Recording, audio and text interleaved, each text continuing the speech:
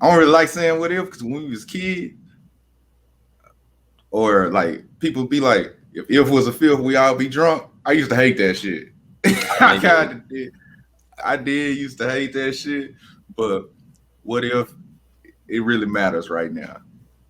it definitely do, man. Disney, Disney, MCU, Marvel Universe has, I guess, basically given us, I guess, alternate, I would say, comic storylines due to uh, Lady Loki killing the, you know, she basically killed the last king. So I think the what if shows are showing us basically, you know, these alternate timelines that are happening or could be happening, depending on how you look at it. I mean, yeah, that could be true, considering that in the title screen you kind of do see that it is connected to the, the Marvel Cinematic Universe. Or it could just be hell, because like most of these are like actual scenarios, like the Marvel zombies and stuff. So I mean, this one jumping it off, like I said, I enjoyed it. We got Captain Carter, you know what I'm saying? That's the first episode, and basically it's about what if Peggy Carter was the one to take the super soldier serum instead of, you know what I'm saying, Steve Rogers. So let's get into it. Do it.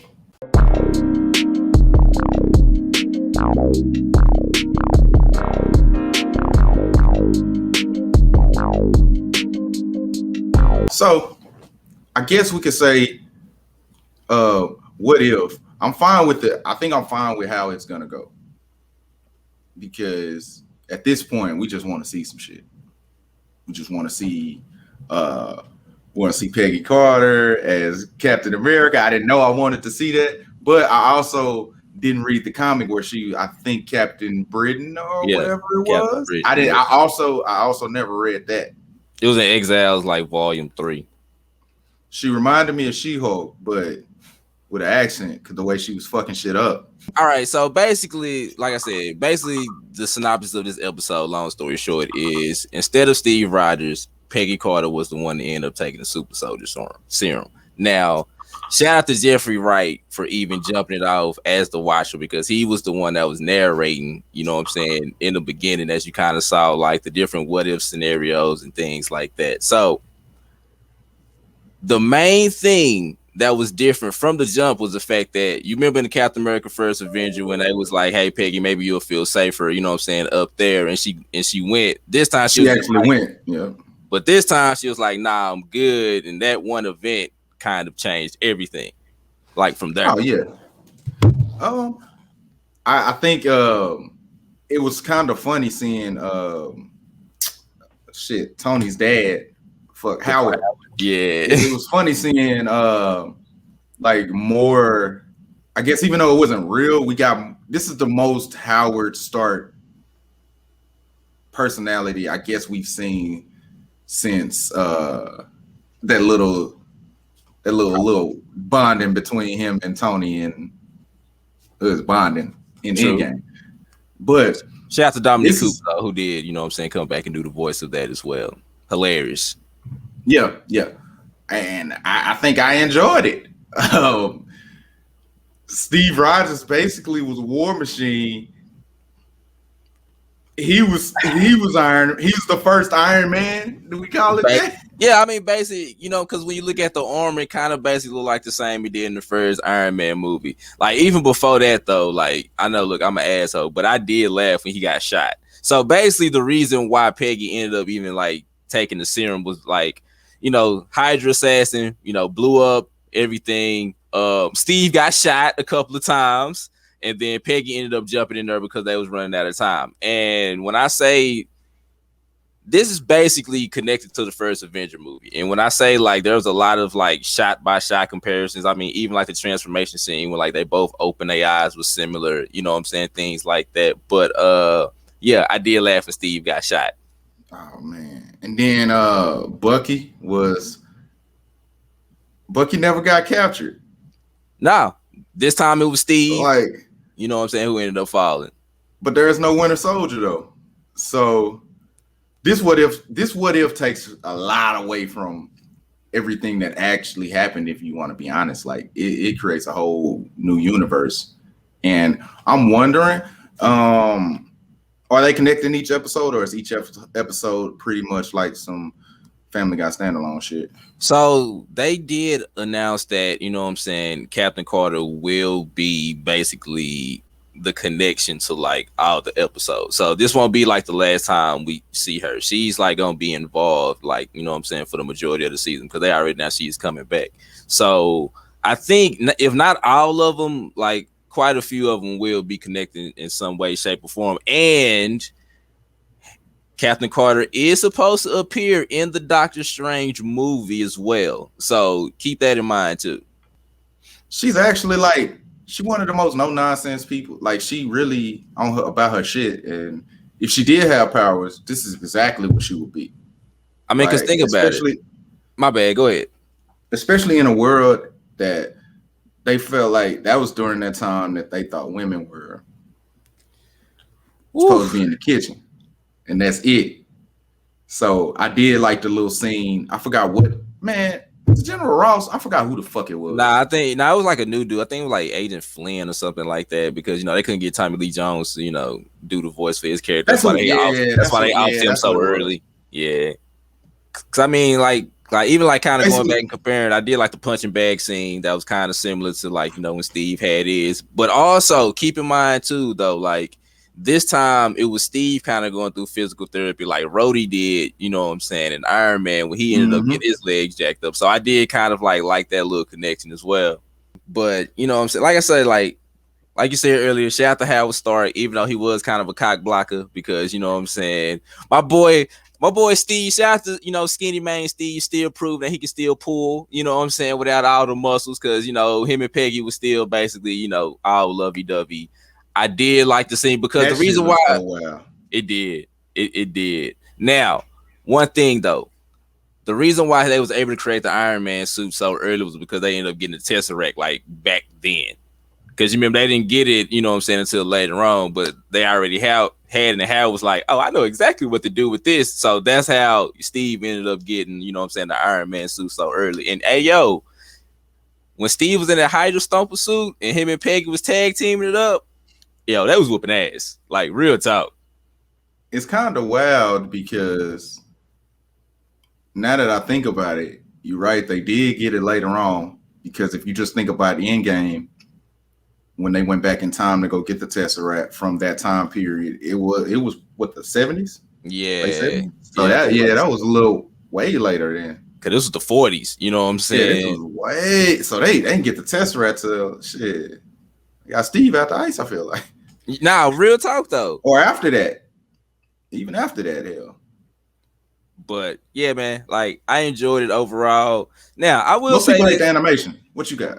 So I can understand that, because like I said, honestly, even every episode not gonna be for everybody. I can kind of understand why people would probably not like this episode, because, you know, everybody know nothing about Peggy Carter, and like the pace was fast. But for the people that's complaining about the pace, I feel what y'all saying, but the majority of these characters are already established, and they only got 30 minutes to cram in whatever they need to cram into. So if Disney listening, they probably ain't. Hell, but dog, why are y'all still giving us 30-minute episodes? They know damn well since WandaVision, everybody been rocking with everything they done dropped. WandaVision was dope. The whole setup, Falcon and Winter Soldier was dope.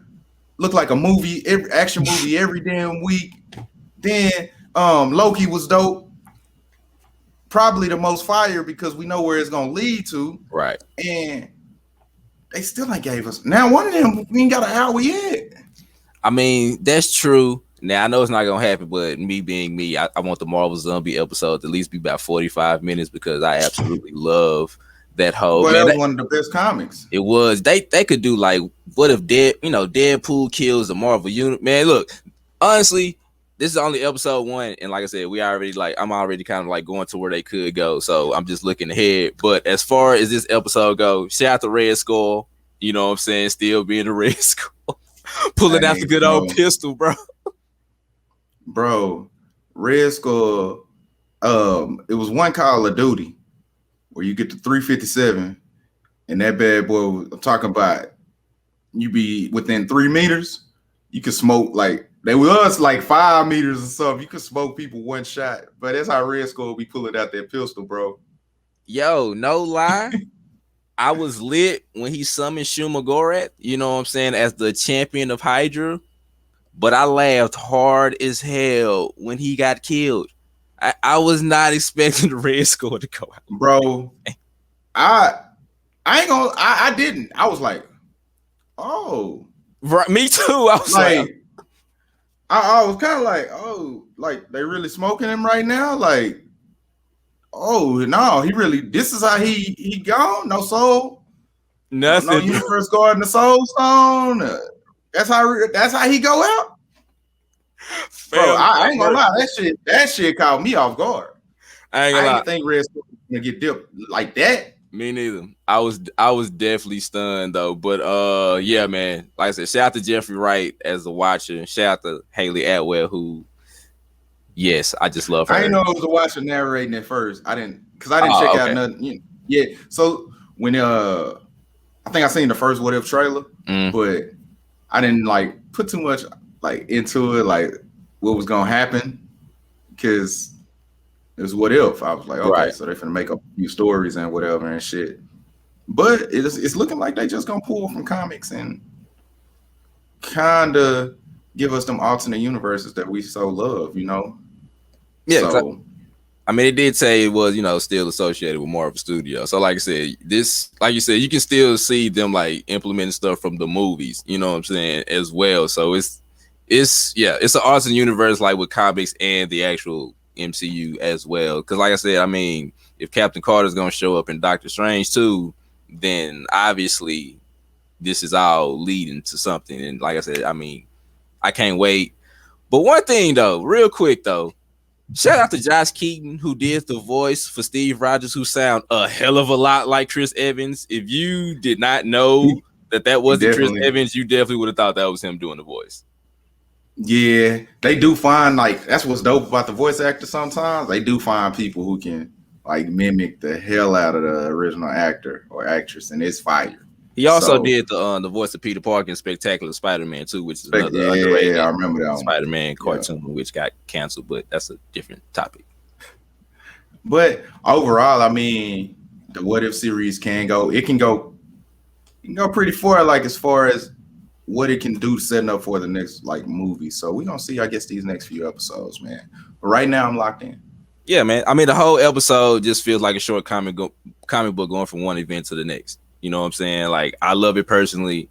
I didn't have a problem with it. Like I said, I can see how the fast pace might turn off some people because I guess they so used to, you know, the whole character breakdown, you know what I'm saying, like for whole episodes and stuff like that. But you only got 30 minutes, you know what I'm saying? And for them to do what they did, I enjoyed it. I know we would love an hour, but it is, you never know. Maybe season 2. It's 9 episodes, so you never know. Maybe we might get a 2-parter or something like for the finale. So I'm hoping.